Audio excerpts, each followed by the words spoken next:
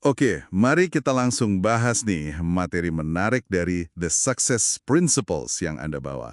Wah, kayaknya tertarik banget ya sama ide soal membangun kebiasaan untuk sukses ini. Betul sekali. Soalnya sumber ini tuh menekankan satu hal yang fundamental banget sih, Apa tuh? yaitu hasil yang kita dapat atau nggak kita dapat itu seringkali cerminan langsung dari rutinitas harian kita.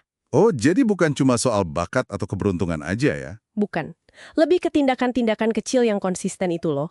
Sukses itu kayaknya emang dibangun, bukan sesuatu yang tiba-tiba datang gitu aja. Jadi ini soal gimana tindakan sehari-hari, bahkan yang kelihatannya sepele, itu sebenarnya numpuk jadi hasil besar ya? Oke. Misi kita kali ini berarti membedah gimana caranya kita bisa lebih sadar gitu ya, merancang kebiasaan yang dukung tujuan Anda. Tepat. Buku ini juga menggarisbawahi kalau kebiasaan negatif, ya meskipun dampaknya nggak langsung kerasa ya saat itu juga. Iya, kadang nggak sadar. Nah itu dia. Tapi pasti ada harganya nanti. Sebaliknya, kebiasaan positif, kalau kita latih dengan disiplin, ya pasti akan menghasilkan buahnya. Ini kayak ya hukum sebab akibat yang jelas banget. Lantas, kalau mau ngubah kebiasaan yang, katakanlah, kurang oke nih, mulainya dari mana? Saya lihat di catatan Anda, ada proses 2 langkah gitu ya yang disarankan. Iya, betul. Langkah pertamanya itu kesadaran. Ini penting banget. Anda perlu jujur dulu sama diri sendiri. Jujur soal. Soal ini, kebiasaan apa sih yang selama ini kayaknya nahan-nahan kita? Mungkin sering nunda kerjaan penting, atau mungkin susah bilang enggak ke hal yang sebenarnya enggak prioritas. Ngakuin pola ini dulu itu fondasinya. Oke, jadi identifikasi dulu ya musuhnya apa. Setelah sadar terus gimana? Nah, langkah kedua itu menggantinya secara proaktif. Jadi nggak cukup cuma, oke, saya berhenti nunda-nunda. Harus ada penggantinya ya? Iya dong, harus secara sadar milih dan mempraktekkan kebiasaan baru yang produktif.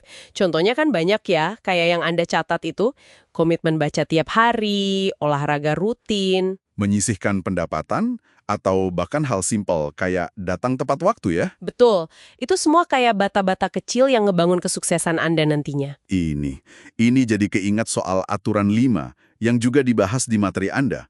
Konsepnya simpel, tapi kok kayaknya nampol banget ya dampaknya. Lakukan 5 hal spesifik tiap hari buat deketin tujuan. Persis, intinya tuh bukan di seberapa besar langkahnya setiap kali, tapi di ritmenya itu loh, yang nggak berhenti-berhenti. Kayak contoh nebang pohon itu ya. Nah iya, 5 ayunan kapak setiap hari. Kelihatannya kecil kan? Tapi kalau tiap hari, ya pohon segede apapun akhirnya tumbang juga. Para penulis Chicken Soup for the Soul itu pakai cara ini. Oh ya, gimana tuh? Mereka komit melakukan 5 aktivitas pemasaran setiap hari. Itu yang bikin buku mereka sukses besar. Padahal awalnya mereka juga ngerasa kewalahan. Jadi konsistensi itu ngalahin intensitas yang cuma sesekali. Bener juga. Konsistensi ini nyambung banget ya sama ide aturan tanpa pengecualian pas mau bentuk kebiasaan baru. Saya lihat penekanannya kuat banget di situ. Kuat sekali, gagasannya itu kan komitmen 100%, titik, bukan 99%. Kenapa harus saklek 100% gitu? Karena ini menyederhanakan pengambilan keputusan kita.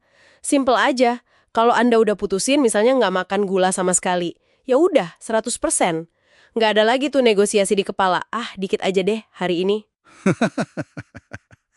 Haha, iya juga ya. Jadi hemat energi mikir. Tepat, itu membebaskan energi mental yang luar biasa loh.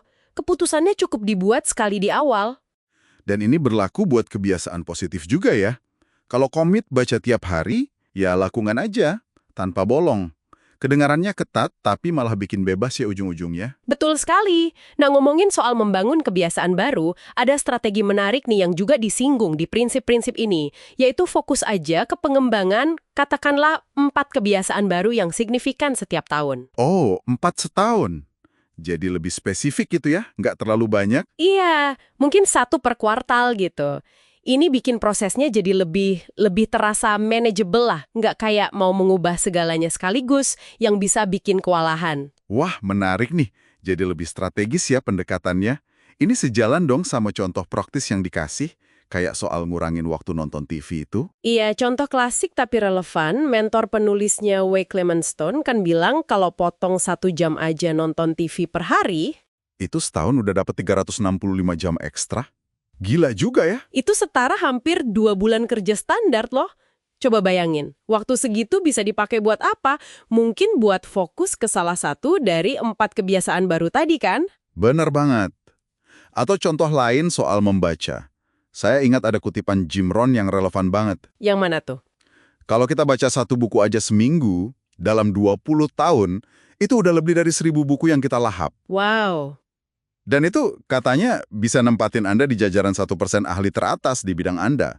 Membaca itu ya investasi ke diri sendiri yang nggak ada matinya. Jadi jelas banget ya, intinya, kebiasaan itu benar-benar kayak setir yang ngarahin kita mau kemana. Membangunnya emang butuh, pertama, kesadaran buat tahu apa yang perlu diubah, terus usaha buat mulai yang baru, dan yang paling penting, disiplin total buat mempertahankannya. betul. Ini bukan perbaikan instan, bukan sulap semalam. Ini perubahan fundamental. Oke. Jadi pertanyaannya sekarang udah bukan lagi apakah kebiasaan itu penting, itu udah jelas ya. Iya, udah jelas banget. Pertanyaannya jadi bergeser ke kebiasaan spesifik mana yang secara sadar mau Anda pilih untuk dibangun atau mungkin diubah sekarang. Dan fokus ke beberapa aja. Kayak 4 per tahun itu bisa jadi pendekatan yang lebih efektif kayaknya. Nah ini pas banget nih buat jadi bahan renungan akhir untuk Anda yang dengerin. Mengingat semua obrolan kita tadi, coba deh pikirin. Kebiasaan spesifik apa, sekecil apapun itu, yang bisa Anda mulai, atau mungkin hentikan, mulai hari ini juga, yang kira-kira bakal ngasih dampak paling besar buat tujuan Anda dalam katakanlah 3 bulan ke depan. Coba pikirin satu aja. Satu langkah kecil hari ini. Yap, sampai jumpa di sesi berikutnya.